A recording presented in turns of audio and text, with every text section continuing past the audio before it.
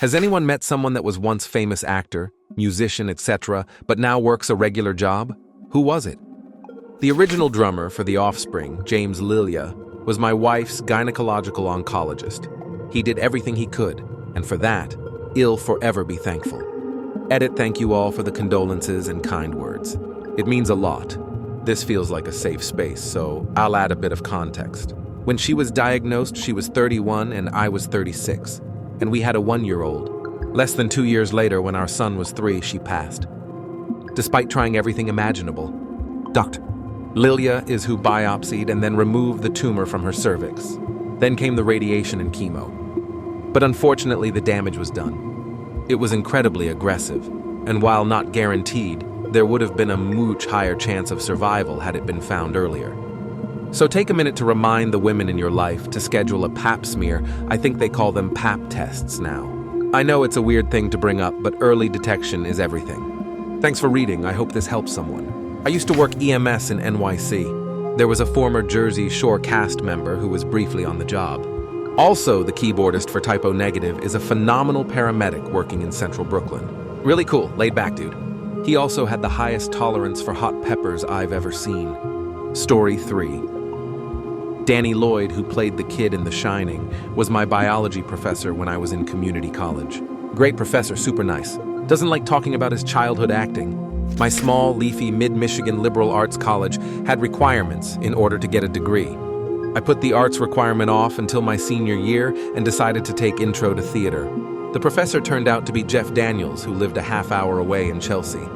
His career was in a lull in the early 2000s, and the boredom was starting to get to him. Back when it was still a sweet little bar with great gumbo, Great Jones Cafe in NYC was my favorite spot to grab a bite and a beer and listen to a quality jukebox. Awesome bartender. Mark was always good for an interesting chat. Years of doing this, one day he says he's gonna be out of town on tour with his band. Oh, what's your band called? Sonic Youth Edit Correction for the record store nerds, it's Mark, with a K. Ibold, better known as the bassist from Pavement, but toured with Sonic Youth in the 2000s. I went to school with Jake Lloyd, the child actor who played Anakin Skywalker. I'm not sure what he does now.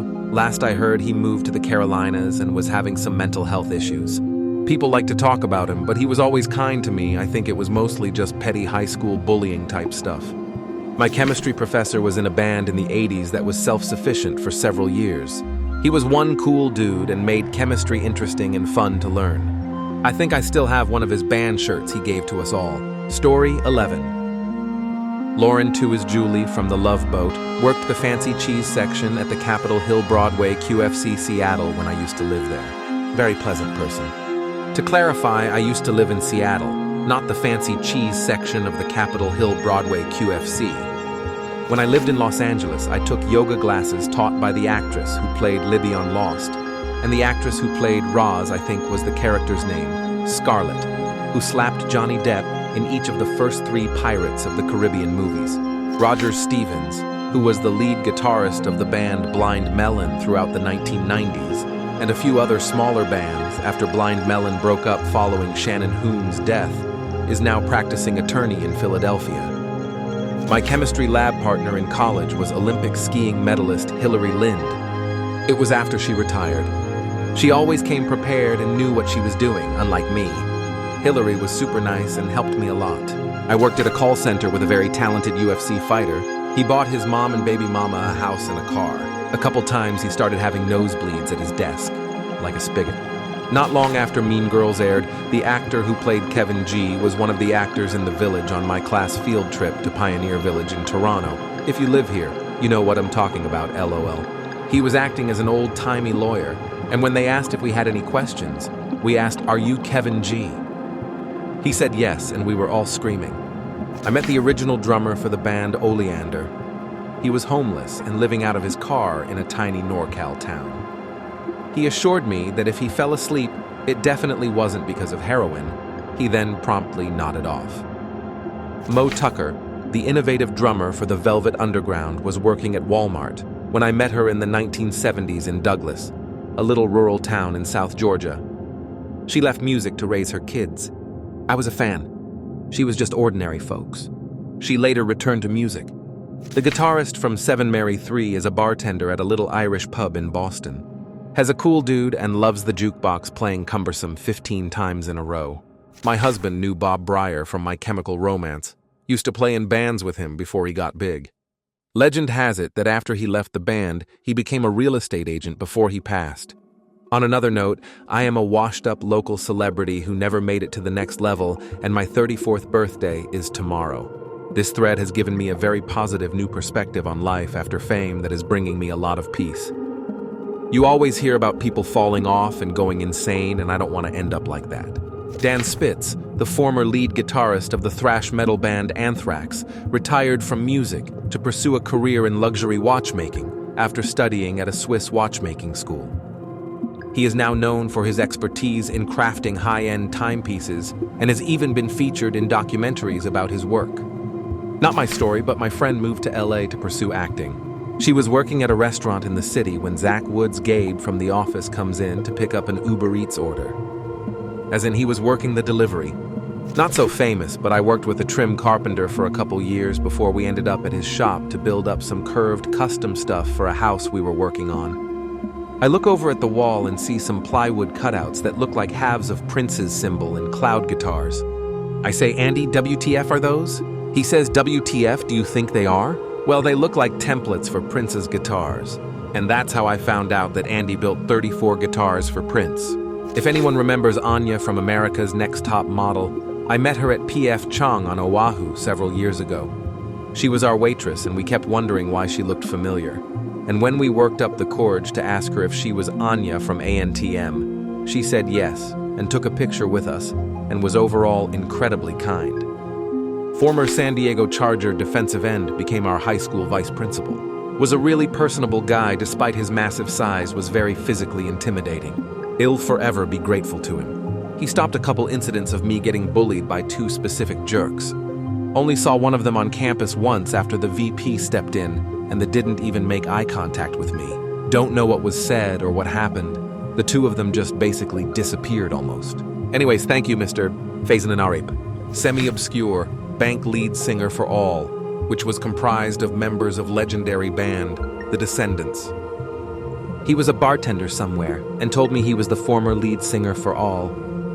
I recognized him when I saw the Descendants documentary. Went to college and had a basic level course, I think statistics, with 2 out of the 3 members of All American Rejects. This was like right after they blew up with Dirty Little Secret. I think they knew what's-his-name was headed down a drug-filled path and they wanted a backup plan. MC Hammer moved to my hometown back in the late 90s, early 2000s. He used to come into the Chevron where I worked. He was nice. He came in wearing his own t-shirt one day, and I called him out on it. I said for the faux pas, he now had to bring me one. And he did! Another time, he rolled up with 2 other dudes, and they played new music they were working on, rapping right there in the parking lot for like 15 minutes. It was a micro MC Hammer concert. The dude was hella cool. I was in a teacher training once and another teacher looked very familiar. I thought we'd been to trainings together before, then realized he was the lead singer of Deep Blue Something, a band I loved. He teaches English and coaches soccer at a private school now, but he still makes music. Super nice guy. We ended up hanging for the rest of training, and I still catch the band whenever I can. One of the guys from the boy band All 4-1 was a service advisor at a Mercedes dealership I worked at. Nicest, most humble guy. Had a Grammy on his mantle at home too. I currently work with a famous NFL kicker who was All-American in college and saw his team through the Super Bowl. This particular team and year has enormous local legend status and is still talked about in pop culture. He is currently an industrial sales engineer for a chemical company, and he's super friendly and good at his job. Probably could have retired a while ago, but he keeps going because he enjoys it and the money is good. Really nice dude. While working, I suddenly heard a noise and looked up to find Robert Hughes, the art critic of Time magazine, staring at me in disbelief. But you're Philip Glass? What are you doing here? It was obvious that I was installing his dishwasher and I told him I would soon be finished. But you are an artist, he protested. I explained that I was an artist, but that I was sometimes a plumber as well, and that he should go away and let me finish. My cousin used to be in the soap opera One Life to Live. She's retired now, but worked some kind of accounting job in the entertainment industry when she was done with acting. I don't know how famous he was, but I was working at a place that hired Olympic gold medal winner Alexei Gruel, and he was just some kind of office worker. Not sure exactly what he did, but we talked now and then. He wasn't involved in cycling anymore, to the best of my knowledge. I went to the Astor Diner in Greenwich Village with a few friends in 1989. We discussed our waitress every time she walked away, and finally figured it out. So when she returned with our drinks, we all gushed, "OMG, you played Trini on 321, Contact on PBS when we were kids." She said she was always surprised to be recognized, and still auditioning hoping for her big break. We left a stellar tip. I've only met local performers who never hit big, but it's wild seeing someone who once had a few 100,000 followers, now just living like everyone else. Shows how unpredictable life is. Back in the early days of the NFL, players didn't get paid much, and some worked second jobs in the off-season. I had Steelers Pro Bowl defensive end L.C. Greenwood as a substitute boys gym teacher in 4th grade.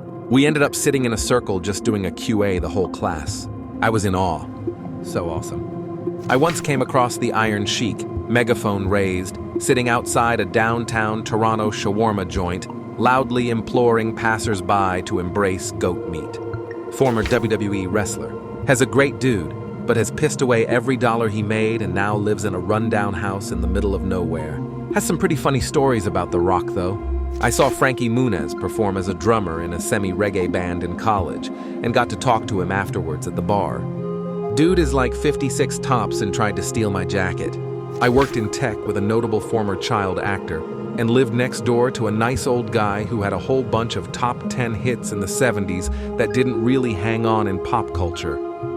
I won't name names, but I know someone who was an MLB pitcher for several years and now works in a grocery store.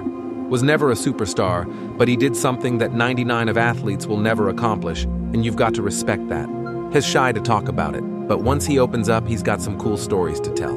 Betty Page in her 60s. She was working at a small little home-turned breakfast diner in Whittier. It might have been hers. They had the best breakfast menu in the area. This was late 80s. I met Susan Powder working a drink window at a shop in Taos around 2011. She had an exercise and nutrition program in the 1990s, Stop the Insanity, and was kind of big on daytime television. Lovely woman, sad story. In DC, my friends introduced me to their buddy who was a bouncer at a strip club. We later became friends. When I first met him, we were joking around and he made fun of a huge necklace I was wearing, and I said something to the effect of like, "You should talk with that gaudy ring on your finger." Turns out it was a Super Bowl ring, and yes, he let me try it on LOL. Deborah Ayal of Romeo Void worked at the Comedy Driving School in San Francisco, Soma, with my then girlfriend in early 90s. Great person all around and fun to go drinking with. My stepbrother jumped through the wedding cake in the November Rain music video. Funny thing is, if you try to look up the guy's identity, it's been this big rock and roll mystery for years. There's a recent vlog interviewing a guy who is full of... Closest was a Vice article where someone heard about someone who met him backpacking through SE Asia years ago and got the whole story. Deets check out, only he remembers the name is Slow. It's actually Slow. Has an international flight attendant and plays pub gigs in a cover band. Bass, the lead guitarist, for the Toadies is a branch manager at a bank now. My classics professor in college was the single nerdiest, stereotypical professor I ever met. Corduroy patches on the elbows, oversized glasses, goody laugh, the whole 9 yards. When he was a teen, however, he was the drummer for a local band that got pretty good. They used to sneak him into shows in an empty drum case because he was under 21. When he graduated high school, he decided to go college instead of going on tour with the band, which is a shame because they went to South Africa and picked up a new lead singer that summer, Dave Matthews. My dentist was the bassist in an 80s metal band that had brief success in the prog power scene. He has it in his bio on his website, LOL, has a really good dentist, so I'm not doxing him. My GF worked at a big law firm in Philadelphia. One of the new attorneys was Blind Mellons Rogers Stevens SP. I met him, nice, high energy, and hardworking guy. He does high-end employment work. My previous role was in healthcare workforce development on a federally funded grant in WA State.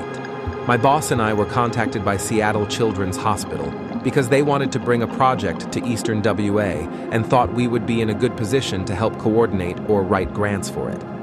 They sent a rep to meet with us. Very nice fellow named Reuben Mays, who bought us coffee and treats. Chatted for like 3 hours because he was just so freaking amiable and knowledgeable. The next day, my boss comes in beside herself because when she told her husband about her meeting, he was like, "Wait, the Reuben Mays. Apparently he is a WSU Cougar legend who also played in the NFL. Now he does regional partnership and philanthropy work for Seattle Children's. Kurt Vonnegut's son was my pediatrician when I was little. Apparently he is an author too, but not as famous as his dad. I don't know if this really counts, since he personally wasn't really a household name. Former porn star worked at a grocery store in the town that I live in. She checked me out once and said thank you, and I almost said thanks in her name. Gary Coleman used to work as a cashier at Caboose Hobbies in Denver during the early 90s when he was broke. My brother was really into model trains at the time, and Gary cashed us out a couple of times. I distinctly remember him having to sit on a bar stool to be able to operate the register, and how he was always really excited to talk to everyone about the trains they were buying. My daughter is the voice behind the viral TikTok that's just my baby doggy. It went viral during COVID. We've never put her face on the internet and didn't seek fame when she blew up, so no one knows her by face. She's still a silly kid doing silly kid things. I'm about 99 sure I met the actor Ben Foster about 20 years ago working at a little shop in Boston near Harvard Square. I didn't know who he was at first, but he was really nice, and I had this feeling like I knew him for sure, but didn't know why. He said he worked there seasonally for some friends who ran the shop. As I was walking away, I suddenly realized who he was, but I didn't go back. Has from Boston originally, so it matches up. He still did some big roles after this, so this sort of matches. My dad was a TV anchor in the 80s and my grandpa laid tile. He would help sometimes and would get recognized. "Hey, didn't I see you on TV last night?" I always laugh at that. One of my former managers has a Super Bowl ring and was actually featured in a video game with his team. He was down to earth yet positive and upbeat. One of the best bosses I've had. My neighbor had a long-term recurring role on All My Children as Brian Bodine, Kelly Ripa's TV boyfriend. He still does some acting. He was Lyle, the pawn shop guy on Cobra Kai, but he also does a lot of gig work. He's been an Amazon driver, Lyft driver, healthcare exchange broker, and worked some sales jobs. Whatever he needs to do between acting gigs. He has twins in high school and a daughter in college. At my job, I currently work in the same company as a former NFL player who wasn't a superstar, but famous enough. He works in an office and is very good at his job, very laid back and funny. There is also a somewhat famous college football star who did the whole NFL combined thing, but didn't get picked up. Very fit, good-looking dude, but kind of a strange guy. Still works for the company, but I'm not sure what he actually does. Also, some higher-up lady in the office was on the Olympic track team. I also have a cousin who is a talented guitarist, lyric writer, and producer. His old band at one point was touring nationally as an opening act, headlined a few shows, got some radio play, and even got signed to a record contract. The singer broke up the band. He was the owner of the band's copyrighted material, name of the band, and as a business unit like a week after they got signed.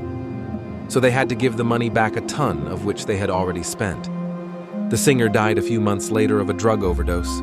I believe a MDMA binge. Anyway, now he's an aircraft mechanic and around in his home studio and occasionally releases material with collective he belongs to. Adrian Dantley is a name that will not mean much to anyone who wasn't an NBA fan from the mid-70s through the 80s. Suffice it to say he was a fairly big and famous deal to that sports fandom. Wiki says Dantley works as a referee for high school and recreational league games in the DC area.